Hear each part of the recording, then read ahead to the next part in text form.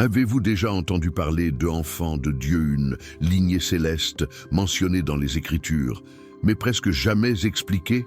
Avant même qu'Adam ne respire l'air d'Éden, des êtres vivaient déjà dans la lumière divine, des créatures qui contemplèrent le visage du Créateur et participèrent à un mystère que le temps a tenté d'effacer. Qui étaient-ils et pourquoi leur histoire a-t-elle été tue? Les pages anciennes de la Bible recèlent des secrets que tous n'ont pas souhaité traduire.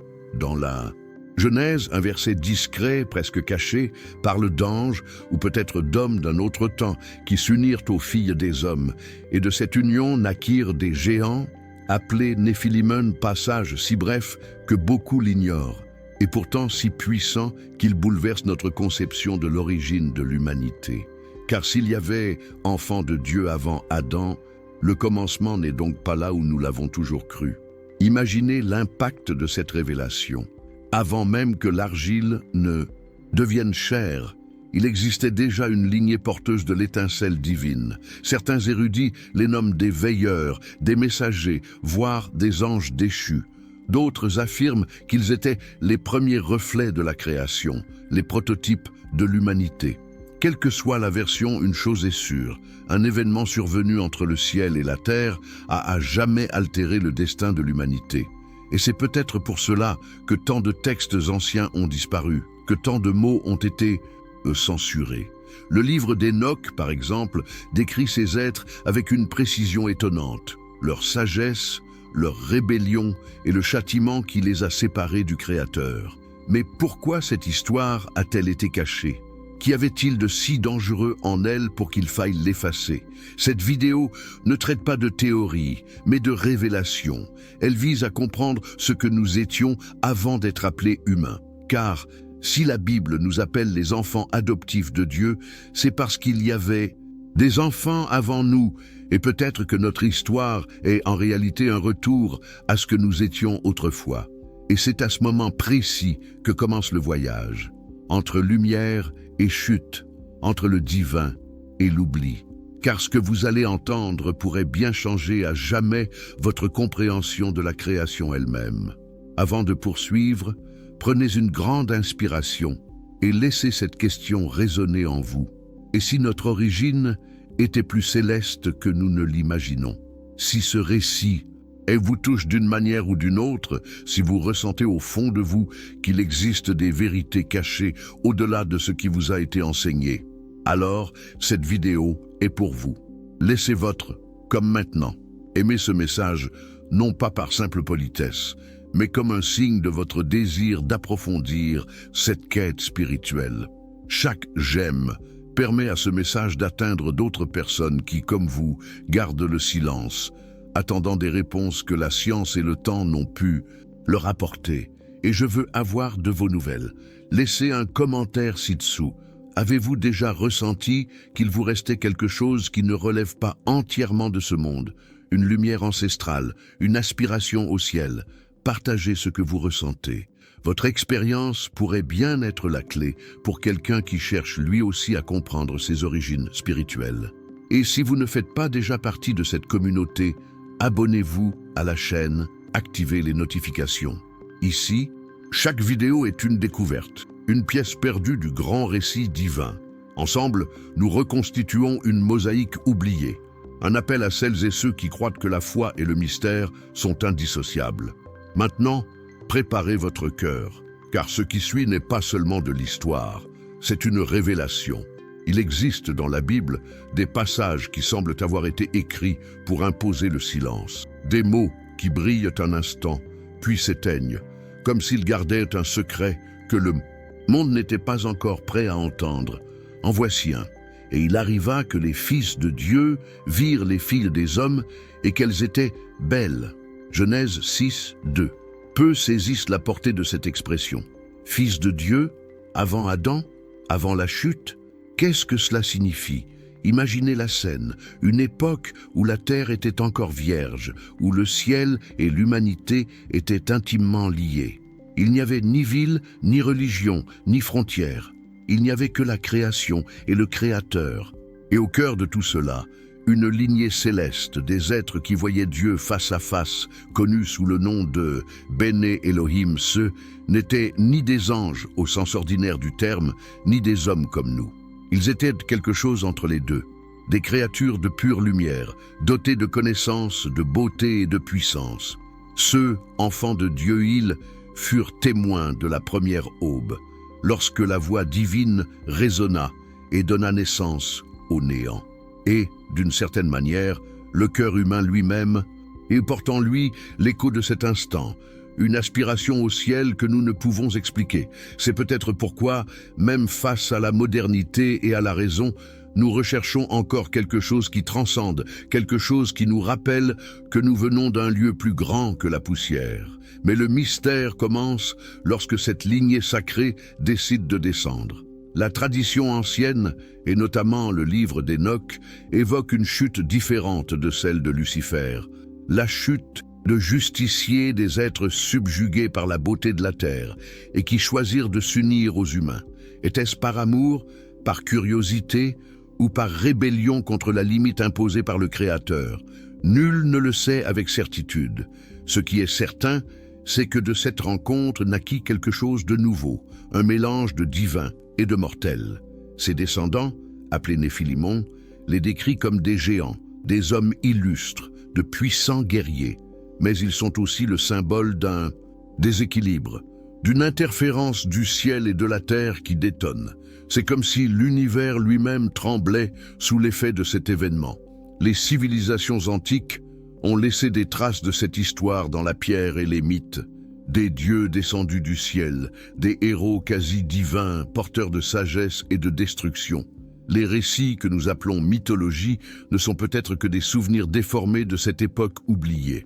Ce qui est fascinant, c'est de constater à quel point le silence qui entoure ces versets semble intentionnel. L'Église, à travers les siècles, a préféré éviter ce sujet, peut-être par crainte de semer la confusion, peut-être par respect pour le mystère. Mais ceux qui lisent les Écritures, avec un cœur éveillé, perçoivent une dimension cachée, un fil d'or qui brille derrière les lettres, quelque chose qui évoque un dessein plus vaste, une histoire qui a commencé bien avant Adam et Ève. Et lorsque nous y réfléchissons, quelque chose s'éveille en nous. Car s'il y a eu une création antérieure, si des êtres de pure lumière ont existé avant le premier homme, cela transforme notre compréhension même de la foi. La création cesse d'être un point de départ et devient une continuité, un cycle de chute et de renaissance, de souvenirs et d'oubli. Peut-être le péché originel n'était-il pas seulement la désobéissance en Éden, mais la répétition d'un récit plus ancien, le désir de ressembler à Dieu. Qu'est-ce que cet enfant de Dieu qu'ont-ils vu en l'humanité pour franchir les frontières du ciel? La compassion? Le désir? Ou peut-être le souvenir d'une chose perdue, une part de la lumière qu'ils aspiraient à retrouver dans le regard humain? L'amour, lorsqu'il naît hors du temps, peut être à la fois sacré et destructeur. Et c'est ainsi que l'équilibre du monde commença à se rompre. Les textes anciens racontent que les cieux furent affligés, que les anges fidèles virent la terre se remplir de bruit et de violence, fruit du mélange de la chair et de l'esprit. Alors, le Créateur décida de recommencer. Le déluge, selon de nombreux érudits, n'était pas seulement un châtiment, mais une purification, une tentative divine d'effacer les traces d'une lignée qui n'aurait jamais dû exister. Mais y parvint-elle? Ou bien des fragments de cet héritage céleste subsistent-ils en nous, dormants, de génération en génération? Regardez le monde d'aujourd'hui, la fascination pour l'inconnu, le désir d'ascension sociale, la soif de pouvoir et de connaissance qui met à l'épreuve jusqu'aux limites de l'éthique. Tout cela semble faire écho à une même histoire, celle d'êtres qui ont voulu toucher au divin et ont fini par s'en éloigner. Peut-être, enfants de Dieu, ils ne devraient pas simplement être des personnages anciens, mais le reflet de ce que l'humanité est devenue lorsqu'elle oublie d'où elle vient. Et c'est là que le mystère devient personnel, car, au fond de nous, chacun ressent cette dualité. Nous sommes faits de poussière, mais nous aspirons à l'éternité. Nous nous égarons, mais nous cherchons la lumière, et cette tension entre le ciel et la terre vit dans chaque cœur humain. Lorsque nous prions, lorsque nous demandons l'intercession de la Vierge Marie, lorsque nous disons « Mère, prenez soin de nous », ce que nous faisons, c'est précisément cela, tenter de reconnecter le divin et l'humain en nous. Si vous êtes arrivé jusqu'ici, c'est que vous sentez qu'il y a quelque chose de plus. Peut-être cette vidéo a-t-elle réveillé en vous une part endormie, celle qui vous rappelle que tout ce qui est spirituel ne s'explique pas, mais se ressent. Et quand on ressent quelque chose, le cœur sait que c'est vrai. Maintenant, je vous invite à laisser une phrase simple mais percutante dans les commentaires. Je me souviens de la lumière, car quelque part dans notre âme, ce souvenir perdure, le souvenir d'une époque où nous marchions côte à côte avec Dieu. Et c'est précisément là que l'histoire prend toute sa dimension. Car s'il y a eu une lignée avant Adam, une création faite de pure lumière, qu'est-il advenu d'elle ensuite? Où sont allés ces êtres? Et qu'a fait le ciel lorsque la frontière entre le divin et l'humain a été brisée? L'idée qu'Éden ne fut pas le commencement, mais un nouveau commencement, a quelque chose de profondément troublant. La plupart des gens imaginent le jardin comme le point de départ de toute la création humaine, un lieu pur et intact, l'origine de la vie. Mais si Éden était en réalité le théâtre d'une seconde chance, un nouveau cycle renaissant des cendres d'un passé révolu, à y regarder de plus près, on constate que la Bible n'affirme jamais qu'Adam fut le premier être créé. Elle dit seulement qu'il fut le premier homme, formé de la poussière de la terre et placé dans un jardin préparé spécialement pour lui. Avant cela, le silence. Et c'est précisément dans ce silence que réside le plus vieux mystère de l'humanité. Certains textes apocryphes, tels que le livre des Jubilés et le livre d'Enoch lui-même, suggèrent l'existence d'un monde antérieur à l'homme. Un Éden d'énergie spirituelle pure, habité par des êtres lumineux. Bene Elohim Ils étaient les enfants de Dieu. Ils étaient les gardiens de la création, ceux qui célébraient la naissance des étoiles et les rythmes de la vie. Et parmi eux régnait l'amour, l'obéissance, l'harmonie, jusqu'au jour où tout a basculé. Tout commença peut-être par un regard, le premier regard entre ciel et terre. On raconte que certains de ces êtres contemplèrent la beauté du monde physique et en furent enchantés, non seulement par les montagnes, les mers et les forêts, mais aussi par l'humanité, encore en gestation au cœur de Dieu. C'était comme si le Créateur sculptait son reflet dans la matière vivante. Et cette vision éveilla en eux une émotion nouvelle, une émotion que seul l'être humain avait jusqu'alors éprouvée, le désir. Et c'est à cause de ce désir que l'Éden spirituel commença à se désagréger. Un groupe de ces êtres, poussés par la fascination et la compassion, décidèrent de franchir la frontière. Ils descendirent, rompant l'équilibre entre l'invisible et le visible. Et c'est ainsi que le premier Éden s'effondra, non par la guerre, mais par l'amour. Un amour qui osa toucher au monde terrestre. Lorsque Dieu créa Adam sur terre, il ne se contentait pas d'entamer une nouvelle histoire. Il cherchait à restaurer ce qui avait été perdu. Adam est, en quelque sorte, le symbole de la réconciliation, le point de rencontre entre la matière et la lumière. C'est pourquoi le texte sacré dit qu'il insuffla dans ses narines le souffle de vie. Ce souffle n'est pas seulement un acte de création, mais aussi de transmission, une étincelle spirituelle issue d'une source plus ancienne. Et c'est peut-être pourquoi le cœur humain n'est jamais pleinement satisfait de la matière. Nous ressentons toujours le manque de quelque chose d'innommable, une origine oubliée par la mémoire, mais que l'âme reconnaît encore. À chaque génération, cette nostalgie se manifeste de différentes manières, dans les arts, dans les prières, dans les larmes qui coulent lorsque le corps prie et que l'esprit se souvient de son foyer. Quand nous disons « Je vous salue Marie, pleine de grâce », nous répétons le même cri que les anges antiques poussèrent lorsqu'ils aperçurent pour la première fois la lumière du Créateur. C'est comme si l'ADN humain lui-même avait conservé le souvenir de cette première rencontre entre le divin et l'humain.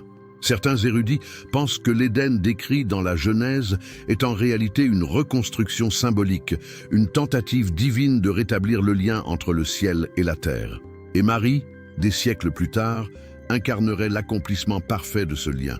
Lorsque l'ange la salue et lui dit « Le Seigneur est avec vous », c'est comme si le ciel disait « Maintenant, enfin, la communion perdue sera rétablie ». Le sein de Marie devient le nouvel Éden, l'espace où Dieu et l'homme cheminent à nouveau ensemble.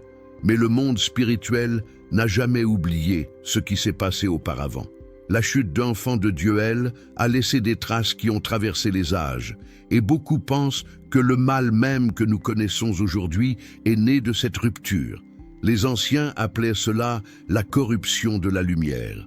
Le don divin, au lieu d'illuminer, commença à consumer. Imaginez l'impact de cette révélation. Le premier péché n'était pas de manger le fruit défendu, mais de transgresser les limites de la création. C'était le désir de participer à un plan qui n'était pas le leur. Et cette même impulsion vit en nous, celle de vouloir comprendre le mystère de Dieu avant d'être prêt à le recevoir.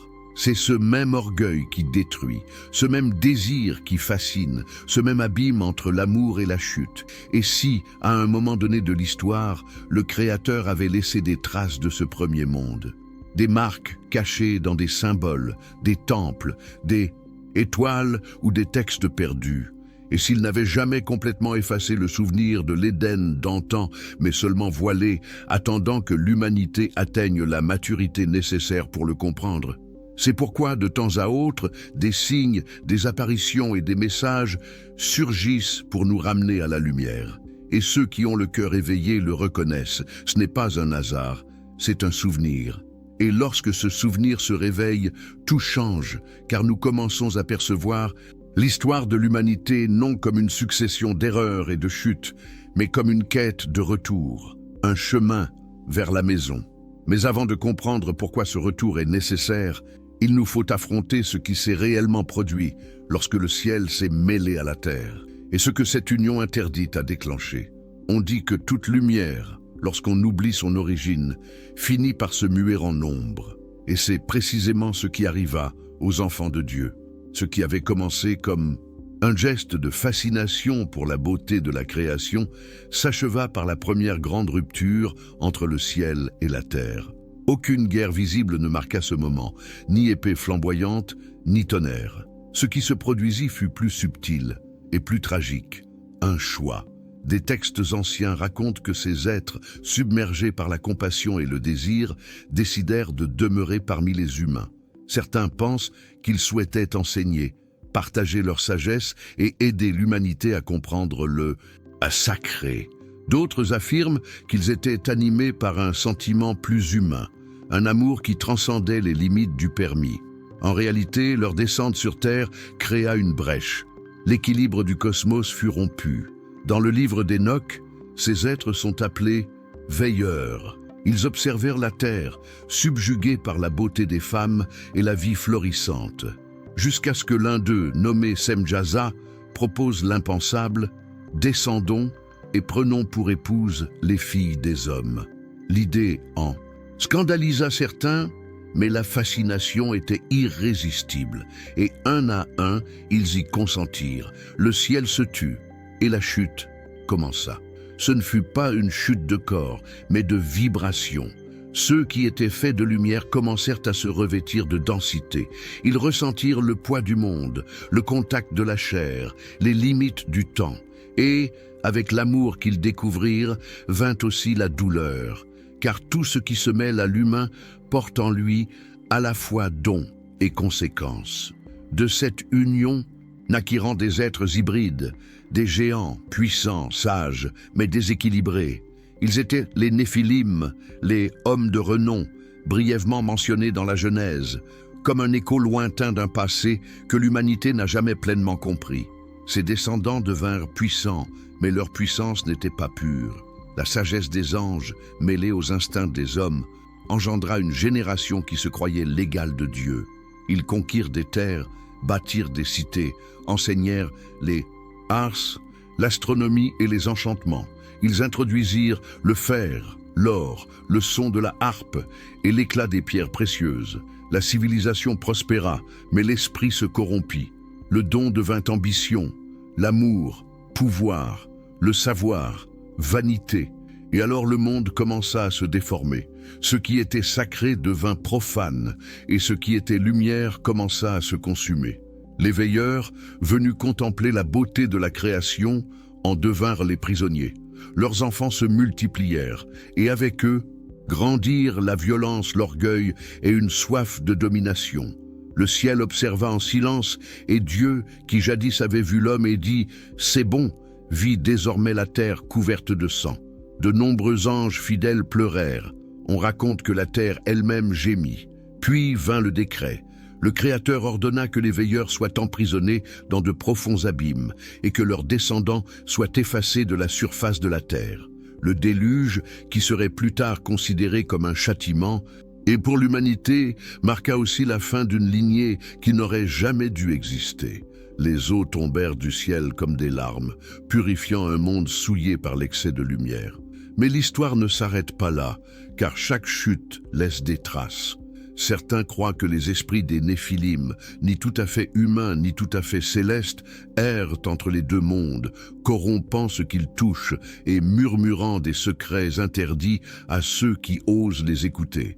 D'autres traditions les appellent esprits impurs, les forces qui tourmentent et égarent le cœur humain. Et curieusement, dans presque toutes les cultures anciennes, on retrouve des récits similaires, des êtres venus d'en haut qui enseignèrent trop et disparurent, ne laissant derrière eux que ruines et légendes. C'est peut-être pourquoi les civilisations antiques, sumériens, égyptiens, mayas, parlaient de dieux descendus du ciel et ayant vécu parmi les hommes. Peut-être n'étaient-ils pas des dieux, mais des souvenirs déformés des fils de Dieu. Et au fil des siècles, ces récits se sont mêlés à la mythologie, jusqu'à ce que le monde oublie leur réalité. Mais le cœur humain n'a pas oublié. Il y a en nous quelque chose qui reconnaît cette histoire, un écho qui vibre lorsque nous entendons parler de la chute, de l'amour interdit, de la quête de rédemption. Car nous portons tous le même dilemme, le désir de toucher au divin et la peur de chuter. C'est le même conflit qu'ont vécu les veilleurs, le même qu'Adam a affronté en Éden. Et c'est peut-être le même auquel nous sommes confrontés chaque jour, lorsque nous choisissons entre la lumière et la vanité, entre l'obéissance et l'orgueil. Et le plus troublant, c'est l'idée que le déluge n'est pas tout effacé. Selon certaines théories, certains de ces êtres auraient survécu, cachés dans des lieux élevés, des grottes, des montagnes, ou peut-être même mêlés à nous, dans les générations qui nous ont suivis, des échos génétiques, des souvenirs spirituels, des fragments d'une lignée que le temps a tenté d'anéantir. Et si c'était vrai? Et si le sang des enfants de Dieu coulait encore, dilué dans les veines de l'humanité? Réfléchissez-y. C'est peut-être pour cela que nous ressentons si fortement la présence du surnaturel, même lorsque nous essayons de la nier. Peut-être notre âme reconnaît-elle le son du ciel parce que, à une époque reculée de l'histoire, nous l'avons entendu de près. Et le Créateur, dans son infinie miséricorde, cherche encore à nous rappeler à lui, non pour nous punir, mais pour un nouveau départ. Qu'est-il advenu de ces veilleurs après la chute? Qu'ont-ils vu? Qu'ont-ils appris? Que leur a-t-on révélé dans les profondeurs? Et pourquoi leurs secrets continuent-ils de résonner dans l'ombre du monde moderne, dans les écritures anciennes, dans les symboles, dans les rêves? Les réponses à cette question restent à venir. Le silence aussi parle. Parfois, il crie des vérités que le monde a préféré ignorer. Après la chute des fils de Dieu, un grand voile s'est abattu sur l'histoire de l'humanité. Les échos de ce qui s'est passé ont été effacés des Écritures, fragmentés en mythes, transformés en métaphores. Et, pendant des siècles, nul n'a osé évoquer ce qui existait réellement avant Adam. Mais des traces subsistent, dans des livres oubliés, dans des pierres antiques, dans le regard de ceux qui pressentent qu'il y a entre ciel et terre quelque chose de plus profond que ce qui a été raconté. Les premiers chrétiens évoquaient déjà ce mystère, murmurant le nom d'Hénoch. Il était l'homme qui marchait avec Dieu, et qui, selon les Écritures, ne connut pas la mort. car Dieu le prit. Mais pourquoi Enoch fut-il enlevé?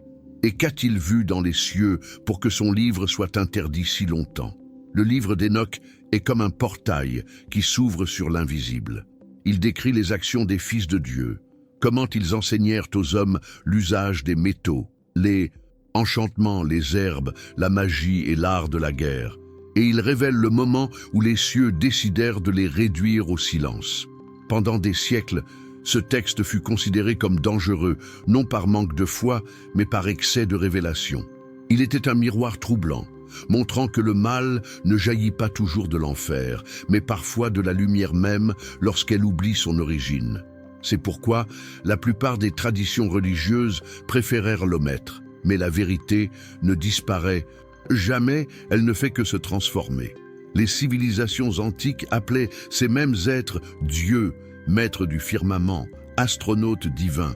L'Égypte érigea des pyramides pour imiter les étoiles. Les Mayas rédigèrent des prophéties sur le retour des hommes du ciel. Les Grecs racontèrent l'histoire de titans qui désobéirent aux dieux et furent précipités dans l'abîme.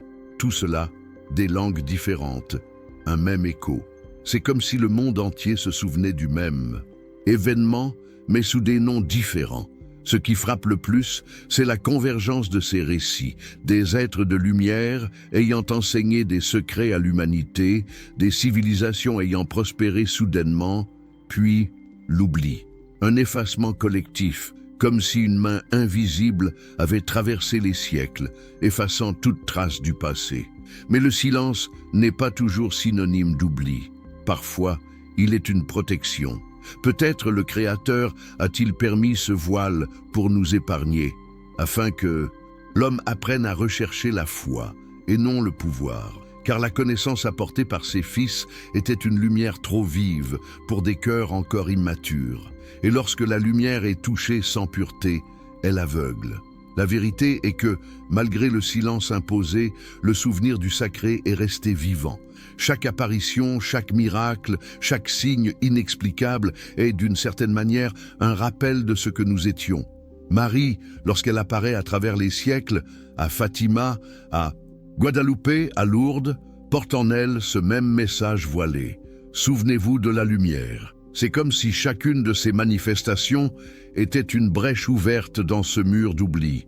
Un murmure du ciel disant « L'histoire n'est pas encore terminée ». Les érudits modernes tentent d'expliquer scientifiquement ce qu'est un miracle, une apparition, l'énergie. Mais le cœur comprend ce que l'intellect rejette. Il existe une présence qui nous observe depuis toujours, un héritage spirituel que le temps n'a pu effacer. Aussi, lorsqu'on récite le chapelet et qu'une paix inexplicable nous envahit, c'est comme si l'âme reconnaissait une langue ancestrale, celle-là même que parlaient les enfants de Dieu lorsqu'ils cheminaient encore parmi les étoiles. Les textes sacrés de presque toutes les cultures évoquent le même schéma, une génération puissante déchue par orgueil, un déluge purifiant la terre et un nouveau commencement. Mais un intervalle sépare la fin du commencement. Un silence. Que s'est-il passé durant cet intervalle? Quel souvenir a été préservé? Certains moines de l'Antiquité croyaient que Dieu conservait des secrets au plus profond de l'âme humaine, que le cœur était le coffre où il avait caché la connaissance du ciel, attendant le jour où l'humanité serait prête à s'en souvenir sans se corrompre à nouveau. C'est pourquoi, même lorsque nous nions le divin, nous continuons de chercher un sens à notre existence. Le corps oublie, mais l'âme se souvient. Et peut-être est-ce là le véritable sens du silence des siècles. Ce n'est pas Dieu qui s'est éloigné de nous, c'est nous qui avons cessé de l'écouter. Au milieu des guerres, des empires, du progrès et du tumulte, l'humanité a appris à vivre sans l'invisible. Mais, de temps à autre, quelque chose se produit, une vision, un miracle, une guérison improbable, et ce silence est rompu. L'espace d'un instant, le ciel se fait à nouveau entendre. Ces moments sont comme des fenêtres sur le temps, de minuscules fissures par lesquelles le divin murmure « Je suis toujours là » et chacun le ressent différemment. Parfois à l'hôpital, dans une chambre obscure, face à la perte, ou dans une simple prière. Ce sont des échos d'un même appel, des vestiges d'une alliance jamais totalement rompue. Mais que s'est-il passé après le silence? Quand les cieux se sont tus, qui a gardé le secret? Quelqu'un a-t-il perpétué ce souvenir? Un prophète, un peuple, un ange resté fidèle? Et si une partie de cette lignée de lumière était encore parmi nous, œuvrant en silence, préparant le monde au réveil du souvenir? Peut-être ces siècles de silence n'étaient-ils pas une fin, mais un intermède, un souffle avant que le ciel n'agisse de nouveau? Et si ce temps touchait à sa fin? Chaque lumière a un prix, et lorsque l'éclat atteint les limites de l'orgueil, il se transforme en feu. L'histoire des enfants de Dieu ne s'achève pas dans le silence. Elle est divisée, car parmi eux se sont repentis de la chute, tandis que d'autres ont succombé à leur propre rébellion. Certains pleuraient ce qu'ils avaient perdu, d'autres étaient enivrés par le pouvoir d'être adorés. Et c'est à ce moment précis que le ciel et l'enfer ont cessé d'être de simples lieux. Ils sont devenus des états du cœur. Selon les traditions anciennes, une scission survint parmi les veilleurs. Certains implorèrent le pardon. Un autre groupe, mené par celui que le livre d'Enoch nomme Azazel, se rebella totalement. Il fut le premier à enseigner aux hommes les armes de guerre, les métaux, les enchantements, les formules capables de blesser l'âme et la matière. Fasciné par cette sagesse, l'humanité commença à idolâtrer les maîtres déchus. Ce fut le début de l'idolâtrie, le moment où l'homme se mit à vénérer l'éclat et non l'origine de la lumière. Pendant ce temps, les fils fidèles, ceux qui étaient restés purs, observaient avec tristesse ce qui se passait. L'amour qui les avait fait chuter était devenu une prison. Ils voyaient leurs frères se corrompre, leur création détruire l'équilibre de la terre, et ils étaient impuissants. Le plan de Dieu devait se poursuivre, et le libre arbitre, tant des anges que des hommes, ne pouvait être bafoué. Il est émouvant d'imaginer que même parmi les êtres célestes existait aussi le doute, le désir et le regret. Ils avaient connu la perfection et en même temps l'abîme. Et c'est peut-être pourquoi le monde spirituel comprend nos chutes avec tant de compassion. Ils savent ce que c'est que de perdre la présence de Dieu et de continuer d'exister. Ils savent ce que c'est que de ressentir la lumière intérieure et en même temps de ne plus pouvoir la toucher. La rébellion n'était pas un simple acte de désobéissance. Elle engendrait la souffrance, car lorsqu'un être de lumière se détourne de sa source, il continue de briller un temps, mais sa lumière s'éteint. Il est comme une étoile qui scintille encore, mais qui est morte depuis des millénaires. Et c'est précisément ce qu'est le mal, le souvenir d'une lumière qui a oublié comment aimer. À travers les âges, cette dualité s'est répandue sur Terre. Les civilisations anciennes ont consigné ce conflit dans leur propre langue. Le bien et le mal, les dieux et les titans, les esprits des montagnes et les esprits des abysses. Mais derrière tous ces noms se cachait la même histoire, la guerre silencieuse entre ceux qui ont choisi la loyauté et ceux qui ont embrassé l'orgueil. Le plus troublant est de réaliser que cette guerre n'a jamais pris fin. Elle a simplement changé de cible. Aujourd'hui, elle se déroule au plus profond de chaque être humain, car nous avons hérité, d'une certaine manière, du reflet de cette division. Nous sommes tous confrontés au même dilemme, être une lumière qui sert ou une lumière qui s'exalte. C'est ce que le monde appelle le bien et le mal, mais que le ciel appelle le choix. Il arrive que nous ressentions ce combat presque physiquement. Lorsque nous voulons faire le bien, mais que des forces contraires nous en empêchent. Lorsque nous cherchons le divin, mais que l'orgueil nous murmure que nous n'avons pas besoin de lui. Cette tension est ancestrale, c'est l'écho de la rébellion, et c'est peut-être pourquoi le chemin de la foi est si ardu. Parce que nous ne luttons pas seulement contre le mal qui nous entoure, mais aussi contre la part d'ombre qui vit en nous. Les enfants restés fidèles n'ont jamais vraiment quitté le monde. Selon certaines traditions, Dieu les envoyait de temps à autre protéger l'humanité sous forme d'hommes ordinaires pour empêcher les ténèbres de s'abattre sur elle. Ce sont les anges qui apparaissent encore, les miracles inexplicables, les voix qui murmurent l'espoir au milieu du chaos. Ils nous rappellent que la lumière n'a pas complètement disparu. Et puis, il y a les autres, ceux qui ont choisi de rester dans l'ombre, tentant de reproduire l'erreur originelle. mêler le divin à l'humain, non par amour, mais par soif de domination. C'est là la véritable racine de la guerre spirituelle qui traverse les siècles. Il ne s'agit pas d'un conflit entre religion et science, mais entre la lumière qui guérit et la lumière qui corrompt. Le plus beau et en même temps le plus douloureux aspect de cette histoire, c'est que le Créateur n'a jamais cessé d'aimer quiconque, ni les fidèles, ni les déchus. L'amour de Dieu est si vaste que même l'enfer est à sa portée. Et c'est cet amour qui, de temps à autre, ravive les souvenirs. Quand quelqu'un, au plus profond du désespoir, récite un « Je vous salue Marie » et ressent la paix, c'est comme si un fragment de cette lumière originelle touchait à nouveau le monde. Marie représente la fidélité qui restaure. Si Ève symbolisait la chute de l'homme terrestre, Marie est le oui qui répare la rébellion du ciel. C'est pourquoi, même au cœur des ténèbres, la lumière n'a jamais complètement disparu. Elle s'est simplement retirée, attendant le moment propice pour briller à nouveau. Peut-être chaque miracle, chaque apparition, chaque conversion est-elle une étincelle de cette promesse ancestrale, un rappel que l'amour triomphe toujours de la rébellion. Mais une question demeure sans réponse. Qu'est-il advenu de ceux qui se sont repentis, de ces fils qui désiraient revenir mais ne pouvaient plus s'élever? Marche-t-il encore parmi nous, cherchant la rédemption sous forme humaine, tentant de réparer l'erreur qui a ouvert la plaie du monde? On dit que certains pleurent encore, cachés aux confins de la terre, œuvrant en silence.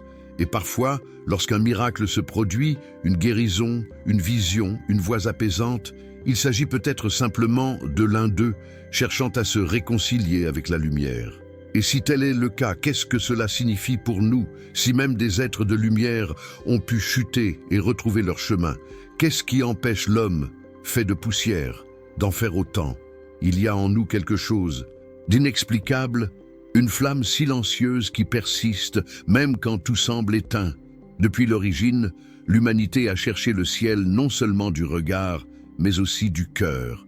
Peut-être parce que cette quête n'est pas de la simple curiosité, mais un souvenir, un appel ancestral, hérité de ceux qui ont précédé Adam, les enfants de Dieu, dont l'étincelle brûle encore en chaque âme humaine. Quand on se penche sur l'histoire, on réalise que toutes les civilisations, sans exception, partagent la même intuition. Nous ne sommes pas que chair et sang. Il y a en nous quelque chose qui vient d'ailleurs, un fragment d'éternité, un reflet de la création originelle. C'est pourquoi, même face à la souffrance, nous continuons de croire que même dans la douleur la plus profonde, une voix murmure « Tu es encore lumière ». Voici le véritable héritage des enfants de Dieu. Non pas la puissance, ni le savoir, mais le souvenir. L'héritage spirituel qui nous pousse à désirer le bien, même lorsque le mal paraît plus facile. L'instinct d'aimer, même après avoir été blessé. L'impulsion de lever les yeux au ciel et de ressentir, d'une certaine manière, que nous y étions déjà. C'est la graine que le Créateur a semée en nous, le souvenir de la lumière. Mais le temps, avec sa poussière et ses promesses, tente de nous faire oublier. Guerre, peur, déception, péché, tout cela obscurcit la splendeur qui réside en nous. Ainsi, l'humanité se divise. Une part de nous aspire au retour aux sources, l'autre à la domination du monde. C'est dans ce conflit que la foi devient essentielle. La foi est la boussole qui nous guide vers le ciel quand tout autour de nous nous ramène à la réalité. C'est peut-être pourquoi Marie est devenue le grand miroir de ce que l'homme peut être, lorsqu'il se souvient de ses origines. Elle est humaine, mais pleine de grâce, chair qui s'est ouverte au divin sans résistance. En Marie, lumière et argile se réconcilient. Elle représente ce que les enfants de Dieu ont cherché à être, sans rébellion, sans orgueil, sans précipitation. Elle est le oui qui guérit le non des anges déchus. Lorsqu'elle apparaît, à Lourdes, Fatima, Medjugorje ou en tant d'autres lieux, elle ne vient pas pour inspirer la peur, mais pour nous rappeler. Ces messages sont toujours les mêmes, même s'ils sont exprimés dans différentes langues. Prière, repentance, amour, pardon. Et qu'est-ce que cela, sinon un appel à revenir à notre nature originelle? Quand Marie dit « Repentez-vous », elle dit en réalité Souvenez-vous de qui vous êtes. Il y a un profond mystère dans la manière dont cela se manifeste. Tantôt à un enfant, tantôt à un malade, tantôt à une personne à l'article de la mort. Toujours à la frontière entre l'impossible et le nécessaire. C'est comme si le ciel choisissait précisément ceux que le monde a oubliés, car c'est en eux que brille la lumière avec le plus de pureté. Ce que l'humanité méprise, Dieu choisit de raviver la foi. Et c'est peut-être pourquoi, même dans les ténèbres de notre époque, des miracles se produisent encore. Non comme des démonstrations de puissance, mais comme des rappels d'amour. Car l'héritage que nous avons reçu n'est pas un héritage de gloire, mais un héritage de raison d'être. Nous avons été créés pour être des ponts entre le visible et l'invisible, entre la poussière et l'esprit. Lorsque nous prions, lorsque nous pardonnons, lorsque nous aimons sans rien attendre en retour, nous accomplissons cet héritage oublié. Nous reproduisons le geste des enfants de Dieu qui ont choisi de servir la lumière. L'apôtre Paul écrivait « Toute la création soupire, attendant la révélation des enfants de Dieu ». Il ne parlait pas seulement d'un avenir lointain, mais d'un éveil intérieur. Chaque fois que nous choisissons la vérité, quelque chose en nous s'éveille. Chaque fois que nous résistons à la haine, la lumière retrouve sa source. Chaque acte de foi est un fragment d'Éden qui renaît. Et pourtant, une douce mélancolie imprègne ce souvenir. Car savoir que nous venons de la lumière, c'est aussi ressentir l'éloignement qui nous en sépare. C'est pourquoi la foi fait mal. C'est le désir ardent de l'âme pour sa patrie perdue. C'est la reconnaissance qu'il existe quelque chose de plus grand que ce que nous voyons. C'est ce même sentiment qui pousse l'homme à contempler le ciel nocturne et à se demander « M'entendent-ils encore là-haut » Oui, ils écoutent et ils attendent. Le Créateur ne nous a jamais abandonnés. Il observe simplement patiemment jusqu'à ce que chacun de nous décide de revenir. Telle est la promesse qui traverse les millénaires. L'amour est plus fort que la chute. Et tant que l'amour existera, la lumière ne s'éteindra jamais complètement. Mais il existe un secret encore plus profond, car si cet héritage spirituel vit véritablement en nous, si nous portons en nous le reflet des enfants de Dieu, alors ce que nous appelons miracle est peut-être plus qu'une intervention divine, c'est peut-être la mémoire. Peut-être le pouvoir de guérir, d'aimer, de transformer ne vient-il pas de l'extérieur, mais s'éveille-t-il de l'intérieur lorsque l'âme se souvient de ce qu'elle a toujours été. Et c'est là que les choses deviennent encore plus mystérieuses. Car si cette étincelle divine existe en nous, si quelque chose de céleste palpite encore dans nos veines, que se passe-t-il lorsque cette mémoire s'éveille véritablement? Quel genre de monde émergerait si l'humanité revenait à une vie consciente de ses origines sacrées? Peut-être est-ce là la question à laquelle le ciel n'a pas encore voulu répondre? Ou peut-être la réponse est-elle déjà en cours, silencieusement, dans chaque cœur qui s'ouvre à nouveau à la lumière? Et si tout cela était vrai? Et si, en nous, vivait encore une lignée céleste, silencieuse, attendant le moment de son éveil? Cette question résonne dans les cœurs depuis la nuit des temps. Chaque civilisation, chaque génération a levé les yeux au ciel et s'est interrogé « D'où venons-nous? Où retournerons-nous » Peut-être la réponse ne se trouve-t-elle jamais dans les étoiles, mais au plus profond du cœur, car le cœur est le temple où Dieu a laissé un vestige du paradis. Dans sa hâte de comprendre, l'humanité a tenté de transformer le mystère en doctrine et la foi en théorie. Mais ce que les anciens savaient et ce que les apparitions, les miracles et les prières ne cessent de nous rappeler, c'est que le divin ne s'explique pas, il se vit. Quand l'âme ressent, elle reconnaît, et quand elle reconnaît, elle s'éveille. C'est peut-être ce que nous appelons conversion, non pas changer de religion, mais se souvenir de qui nous sommes. Si les fils de Dieu existaient avant Adam, alors notre histoire n'est pas seulement biologique, mais aussi spirituelle. La vie humaine est un pont entre deux mondes, l'invisible et le visible. Et c'est dans cet espace, entre la poussière et l'éternité, que la grâce agit. C'est dans cet intervalle que la foi s'épanouit. Car la foi, c'est marcher sur l'invisible, en ayant confiance qu'une main invisible soutient chacun de nos pas. Mais quelque chose se produit en ce moment. un écho peut-être de cet appel ancestral. De plus en plus de gens ressentent un frémissement, un éveil silencieux, une soif de sens, un profond désir de retrouver la lumière. C'est comme si l'humanité, lasse du bruit et des illusions, commençait à se souvenir. Larmes dans la prière, miracle, immortalisé par la photographie, cœurs qui se taisent, tout semble converger vers un même but, le retour. Et si nous vivions l'aube d'un nouveau chapitre de la création? Et si ce qui se passe dans le monde, la douleur, les pertes, les tempêtes, n'étaient pas des châtiments, mais des signes de renaissance? Peut-être le Créateur prépare-t-il l'humanité à renaître, non pas physiquement, mais spirituellement.